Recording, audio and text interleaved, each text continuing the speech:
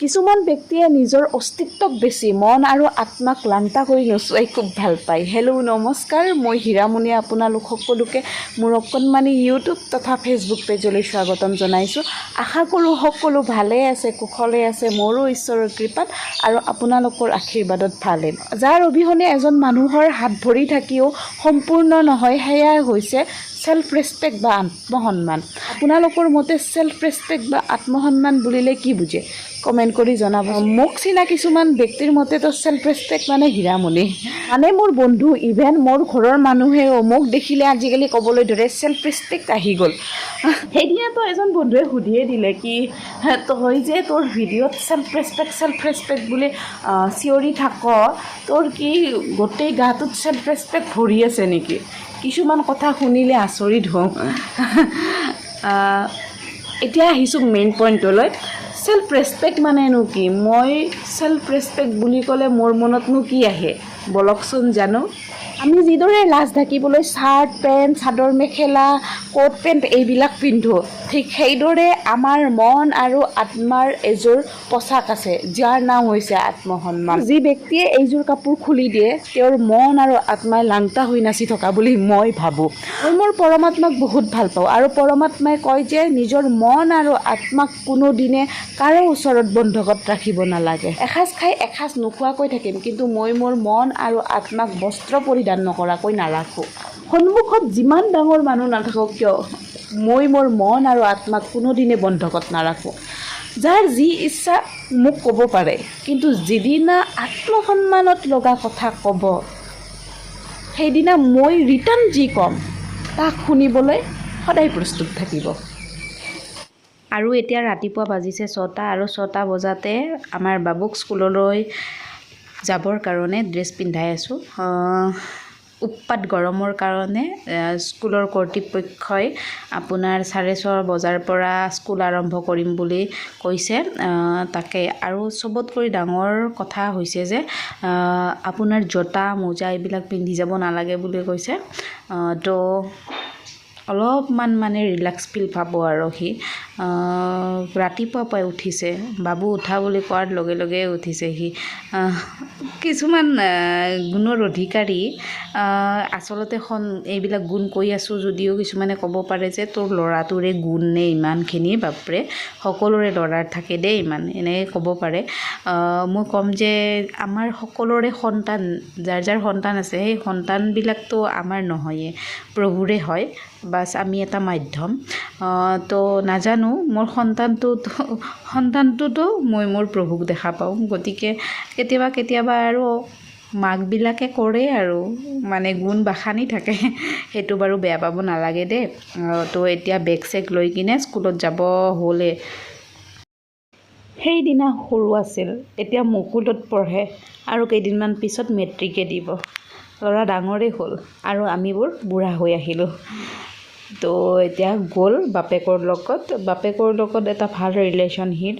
যেতিয়া বেমাৰ চেমাৰ হয় সদায় দেউতা এনেকৈ থাকে।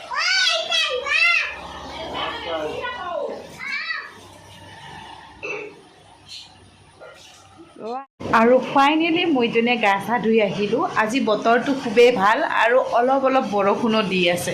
তাকে অলপমান আপোনালোকক বতৰটো দেখাই দিওঁ ৰ'ব।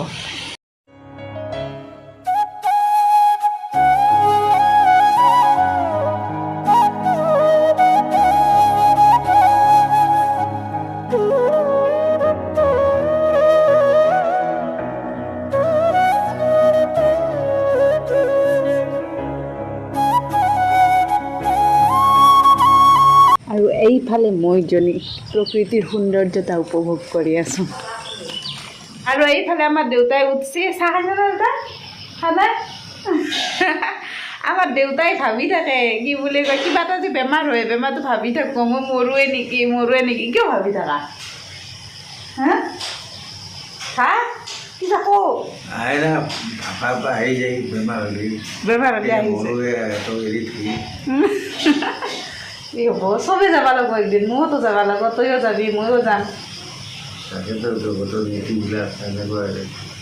ভগৱানক ভাবি থাকিব লাগিব যাতে নেক্সট আৰু জন্ম নহয় আৰু। সেইটা ভাবি থাকবা লাগিব আৰু সেই ভাবাত বহুত ডাঙৰ শক্তি আছে মই কালিও কৈ আছোঁ যদি আমি আমৰ কথা ভাবোঁ পূৰা সেই লেল আহি যায় না ইয়াতে লেলতি তেতলিৰ কথা ভাবলিও আহি যায় তাৰপাছত ভাবাত ইমান শক্তি আছে তাৰমানে ফিলটো লৈ ল'ব পাৰোঁ আমি মুখত তো বয়া ভাবলি তোৰ বয়াটোৱে হৈ যাব সেইকাৰণে সদায় পজিটিভ ভাববা লাগে বুলি কয় ভাগৱততো আছে লেখা সদায় ভাল ভাববা লাগে তই কি মৰা কথা ভাবি থাকা মৰবাতো লাগবই সেইটো বেলেগ কথা সেইটো বেলেগৰ হাতত আছে তোৰ হাতত নাই ন তই ভাবি কি কৰিবি মোৰ কিন্তু নাহে কিয় নাহিছিলোঁ মোৰ নাহে কিন্তু মই এতিয়া গিলেও মোৰ কোনো আপত্তি নাই মই কিন্তু মৰাৰ কথাটো নাহে কেৱল কেনেকৈ জীয়াই থাকিব পাৰোঁ সেইটোৱে আহে তোৰ কিয় আহি থাকে মৰাটো হা নাই একো কাম নাই কাৰণে আহি থাকে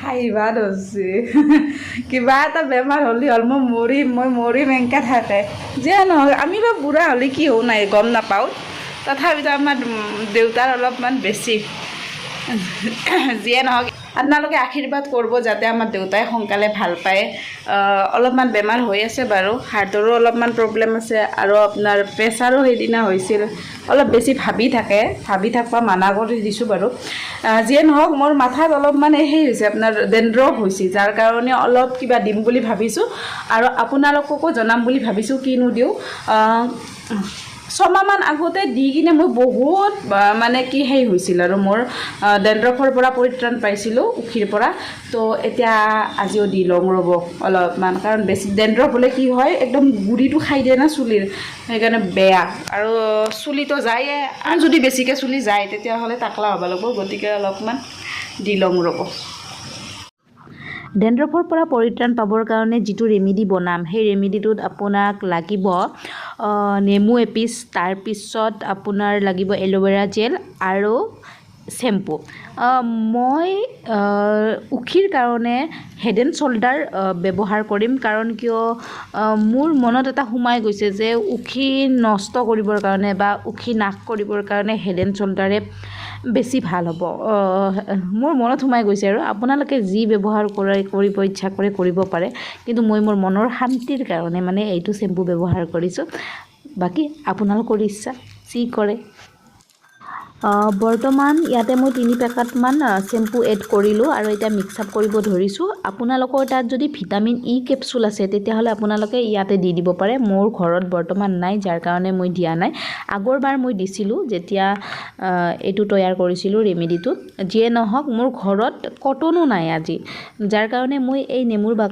বাকালটো দিয়ে মানে কাম চলাম বুলি ভাবিছোঁ আৰু আপোনাৰ ঘৰত সকলোৱে কামত ব্যস্ত আছে গতিকে নিজে দিব লাগিব ৰ'ব তো এইমাত্ৰ যে এই ছোৱালীজনী গ'ল তিৰোতাজনী গ'ল সেয়া ময়েই দিয়ক কিছুমানে মোৰ লগত জোক কৰে আৰু কয় আৰু এই তোৰ চুলিবিলাকৰ ইমান ভলিউম বেছি ইমান মানে সেই ফুলি থাকে একদম দেৱতাৰ চুলি যেন পায় তেতিয়া মই অলপমান হাঁহি দিওঁ কি ক সঁচাকৈ নেকি বা দেৱতাও দেখিছ তোৰতে আৰু ফাইনেলি মইজনীয়ে যিখিনি মিক্স আপ কৰিছিলোঁ সেইখিনি চুলিৰ গুৰিত দিব ধৰিছোঁ নেমুত মুখ্যতত্ব চেট্ৰিক এচিড থাকে যাৰ কাৰণে চুলিত নেমু দিলে ডেণ্ড্ৰফ আঁতৰাত সহায় হয় এল'ভেৰাত ভিটামিন এ বি আৰু 12 বিধ ভিটামিন পোৱা যায় যাৰ কাৰণে চুলি মুখত এল'ভেৰা দিলে ভাল বুলি কয় ময়ো মাজে মাজে দিওঁ এল'ভেৰাটো কিন্তু আজি 3 মাহমান হ'ল এল'ভেৰাটো শেষে হোৱা নাই মানুহৰ বোলে এমাহ নোহোৱাতে শেষ হয় ইমানে মই মানে যতন লওঁ নিজৰ ছালৰ ওপৰত